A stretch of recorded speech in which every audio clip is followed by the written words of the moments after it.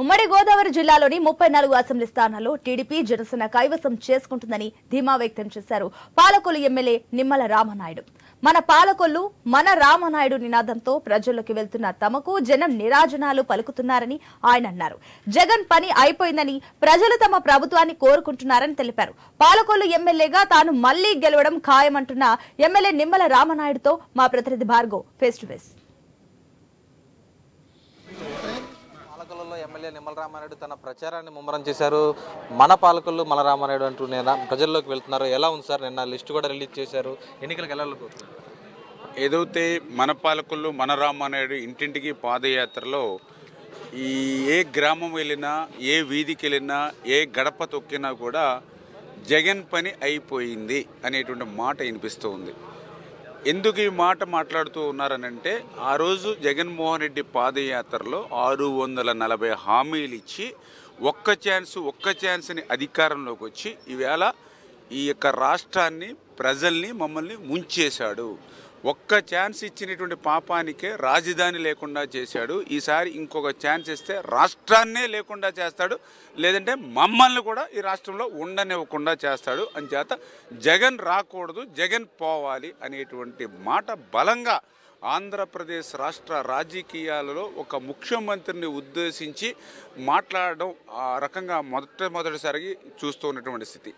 రెండవది, ఏదైతే 640 హామీలు ఏదైతే ఇచ్చాడో అందులో 85% హామీల్ని అమలు చేయలేనిటువంటి వ్యక్తిగా ఖచ్చితంగా ఈరోజు ప్రజలందరిలోనూ కూడా తెలుగుదేశం, జనసేన ఈ రెండు కలయిక ఈ రాష్ట్రానికి ఒక మేలు కలయిక ఉంటుందనే ఉద్దేశంతో ఈ మహిళలు ప్రత్యేకించి ఎదురొచ్చి హారతుల పలికి స్వాగతం పలికి ఎప్పుడు తెలుగుదేశం, జనసేన ప్రభుత్వం వస్తుంది, ఎప్పుడు మళ్ళీ మాకు భరోసా భద్రత వస్తుంది అనేటువంటి విధంగా ఇవాళ ప్రజలందరూ కూడా ఎదురు చూస్తున్నటువంటి పరిస్థితి ఎన్నికల కోసం. అంటే పాలకొల్లో 10 సంవత్సరాలుగా మీరు ఎమ్మెల్యేగా ఉన్నారు. అటు అధికారంలో ఉన్నప్పుడు, ఇటు ప్రతిపక్షంలో ఉన్నప్పుడు కూడా ఉన్నారు. ఇంకా ఏం సమస్యలు పెండింగ్లో ఉన్నాయి అనుకుంటున్నారు? అంటే మీరు చేయాలనుకున్నా చేయలేనిటువంటి పనులు ఏమన్నా?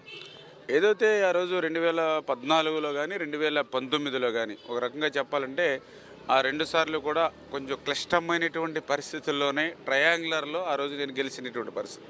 కానీ ఈరోజు తెలుగుదేశం, జనసేన కలిసి వైసీపీ మీద పోటీ చేస్తున్నటువంటి పరిస్థితుల్లో ఈరోజు గతంలో కంటే కూడా మంచి మెజారిటీతో ప్రజలు ఇక్కడ ఆశీర్వదిస్తారనేటువంటి నమ్మకం, విశ్వాసం ఇవాళ ప్రజలందరిలో కూడా ఉంది. ఒకటి. రెండవది, ఏదైతే ఆ రోజు 14లో నేను ఫస్ట్ టైం ఎమ్మెల్యే, మొదటిసారి ఎమ్మెల్యేగానే పాలకొల్లుని 5 సంవత్సరాల్లో అభివృద్ధిని, సంక్షేమంలో ఆ రోజు అగ్రస్థానం నిలపడానికి నా ప్రయత్నం ఏదైతే ఆ రోజు చేశాను. కానీ ఈరోజు ఏదైతే తెలుగుదేశం, జనసేన అధికారంలోకి వస్తున్నటువంటి పరిస్థితుల్లో మరి ఈరోజు ఒక సీనియర్ ఏదైతే ఎమ్మెల్యేగా కానీ లేదా పార్టీలో నాకు ఉన్నటువంటి స్థానం వల్ల కానీ ఇంకా ఎక్కువ నిధులు తెచ్చి పాలకులకు ఇస్తాడు అనేటువంటిది ఈవేళ పాలకులు ప్రజలందరిలోనూ కూడా ఉంది. నేను కూడా ఏదైతే ఆ పాలకులు ప్రజలు రుణం తీర్చుకునేటువంటి విధంగా, ఎందుకంటే ఏదో కుటుంబం అంటే ఏదో నేను నా నలుగురు సభ్యులు నా కుటుంబం కాదు, నా నియోజకవర్గమే ఒక కుటుంబంగా భావించే వ్యక్తిని. గతంలో ఏదైతే నేను 14, 19లో మరి పనులు పూర్తి చేసి ఇంకా 1-2 పనులు కొంచెం 20%, 10% ఎక్కడైతే పనులు మిగిలి ఉన్నాయో, అంటే ఏదైతే ఇప్పుడు ఎన్టీఆర్ టిట్కో ఇల్లు ఉంది 90% మేము చేసాం, 10% ఈ 5 సంవత్సరాల్లో అరబస్తా సిమెంట్ వేయలేదు, ₹1 వేయలేదు. ఆ మహిళల కష్టాలు తీర్చాలి. అదేవిధంగా త్రాగునీరు అవసరం తీర్చడం కోసం విద్యార్థి నుంచి డైరెక్ట్గా 200 కోట్ల రూపాయలతోటి వాటర్ పైప్ లైన్ తీసుకొచ్చాం. ఈవేళ ₹1 కూడా దానికి ఖర్చు పెట్టలేదు. మళ్ళీ సురక్షిత త్రాగునీరు ప్రతి ఇంటికి కూడా అందజేయాలి. ఏదైతే పాలకొల్లులో ఆసుపత్రి, ఒక ప్రభుత్వ ఆసుపత్రి ఏదైతే ఉందో ఆ రోజు 98లోనే చంద్రబాబు నాయుడు గారు ముఖ్యమంత్రిగా ఉండగా 30 పడకల ఆసుపత్రి, 50 పడకల ఆసుపత్రి చేస్తాం ఆ రోజు. మళ్ళీ ఎన్ని సంవత్సరాలు గడిచినా దాని అప్గ్రేడ్ లేదు. కానీ నేను మళ్ళీ మొన్న 2019లో ఆ 50 పడకల ఆసుపత్రిని 100 పడకల ఆసుపత్రిగా చేసి ₹12,60,00,000 శాంక్షన్ చేసాం. 1 ఇయర్లో కంప్లీట్ అవ్వాలి. ఇవాళ 5 సంవత్సరాలైనా సరే ఇంకా డాక్టర్లు లేరు, ఇంకా ఎవరికి అందుబాటులోకి రానిటువంటి పరిస్థితి. రేపు మళ్ళీ ఒక ట్రామా కేర్ సెంటర్, అంటే ఇది యాక్సిడెంట్లు ఎక్కువ, అంటే ఇటు 2 హైవేలు బేస్ చేసుకున్నటువంటిది కాబట్టి ఒక ట్రామా కేర్ సెంటరు. అదేవిధంగా డయాలసిస్, ఎందుకంటే పేషెంట్లు భీమవరం, ఏలూరు బయటికి పోవాలంటే అర్ధరాత్రి ఇస్తున్నారు వాళ్ళకి. స్లాట్ బుక్ చేసుకుంటే నైట్ 3ంటికి, 1 గంటకి అసలు వాళ్ళు పేషెంట్స్ ఆ నైట్ వెళ్తున్నారు. అందుకే ఇక్కడ ఒక డయాలసిస్ సెంటర్, అంటే ఇట్లా నాకు విజన్ ఉంది. ఇంకా ఏదైతే ఆ రోజు రైతులు ఉన్నారు, పొలంలోకి ఒక ఎరువులు బస్తా పట్టుకెళ్ళాలంటే మోసి పట్టుకెళ్ళకపోతూ ఉన్నారు, సైకిల్ వెళ్ళే పరిస్థితి లేదు. దాంతో నేను 16 కోట్లతోటి గ్రావెల్ రోడ్లు వేసాను. ఈ 5 సంవత్సరాల్లో మళ్ళీ ఒక తట్ట కంకర అయిపోవడంతో మళ్ళీ అవన్నీ ఇబ్బంది పడతారు. అదే మన ప్రభుత్వం ఉండుంటే ఈవేళ ఆ రోజు నేను వేసిన గ్రావెల్ రోడ్లన్నీ కూడా ఈరోజు బీటీ రోడ్లుగా అవుతాయి రైతుకి. ఎందుకంటే నేను కూడా ఒక రైతు బిడ్డగా, ఎందుకంటే ఈవేళ జిల్లాలకి రాష్ట్రాలకి మరి హైవేలు 4 lanes 6 lanes చేస్తూ ఉన్నాం. కానీ మన అందరికీ అన్నం పెట్టి అన్నదాతకి మనం ఎందుకు రోడ్డు వేయలేకపోతున్నాం? అది నా కాన్సెప్ట్. అంటే ఈ రకంగా ఎన్నో విజన్ ఉంది.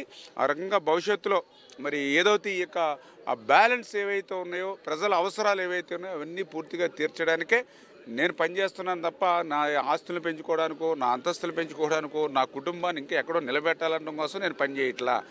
నాకు వచ్చేటువంటి బలం, ప్రజల వచ్చేటువంటి ఆశీర్వాదం అంతా కూడా తిరిగి మళ్ళీ పాలకొల్లుకే పెడతామనే విషయాన్ని కూడా ఈ సందర్భంగా తెలియజేసుకుంటూ ఉన్నా.